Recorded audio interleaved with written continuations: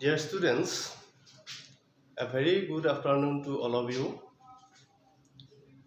Today, I am going to start a lesson from the textbook Hornbill.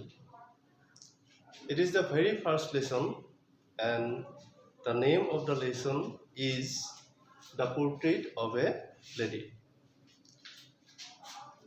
But before starting the lesson, I am going to just give you a idea about the syllabus of your first year class. Here, you will have to go through two textbooks. One is Hornbill, which I am going to start today, and the other supplementary reader is Snapshot. So, I would like to appeal all of you to collect these two books and accept these two textbooks. You will have to study some grammar, some prepare some reading skill, etc. But slowly we will go through all of that. Now, this lesson, The Portrait of a Lady, is written by Khushwant Singh. He is an Indian writer.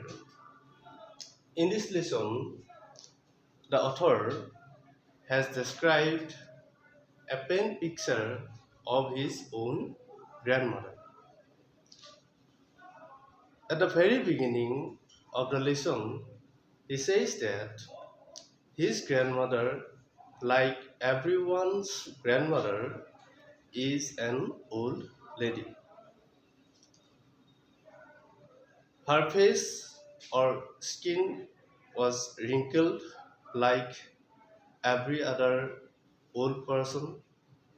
Her hairs were silver, uh, and she looks as if she was 100 years old.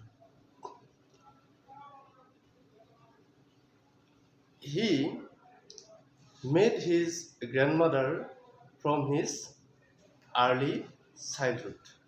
That means when he was a small child, then he met his grandmother and spent almost first half of his life with her. But about his grandfather, the author says that he had not met his grandfather when he was alive. He only saw him in the portrait which was hung over the mantelpiece of their drawing room. And in that portrait of his grandfather, he noticed that his grandfather was also an old person. He had long white beard that covered the best part of his chest. He wore a big turban and he also wore loose-fitting clothes. It seemed to him that his grandfather was also at least 100 years old when that photograph was taken. And except that, he has not said anything about his grandfather in the lesson. All he says about his grandmother. His grandmother was a short type of lady. She was fat and she was slightly bent. She always wore pure white dresses and Her lips constantly moved because of her prayers. She was always busy with her prayers, and so her lips constantly moved.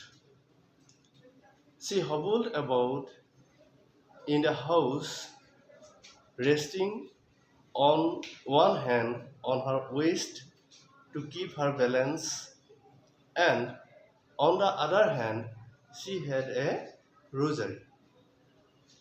Her fingers were always busy in telling the beads of her rosary. She was a very peaceful and contentful person.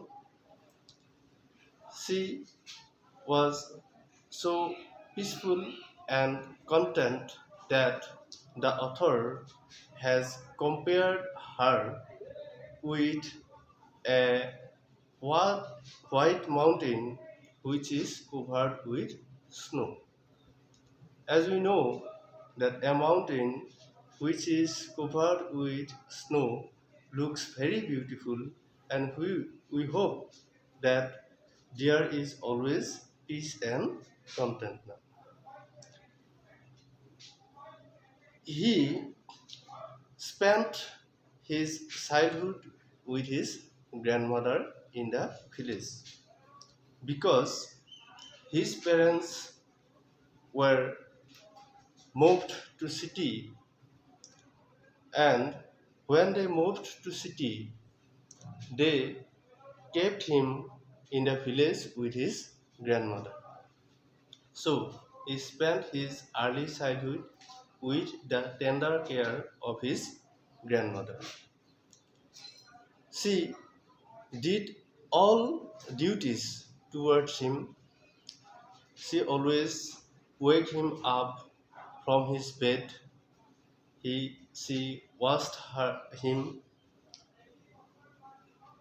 She gave him breakfast. She supplied him all the necessary materials for his school, and went to school always with him, which was attached to a temple. In the morning, she went to the school with him, and the priest of the temple was the teacher in that village school.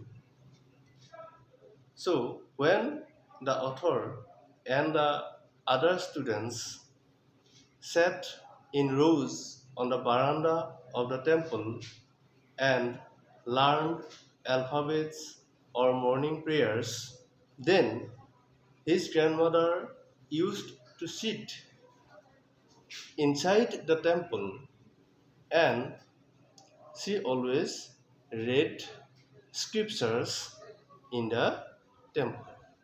And when the school was over, she stopped her reading scriptures, and then both of them came back home.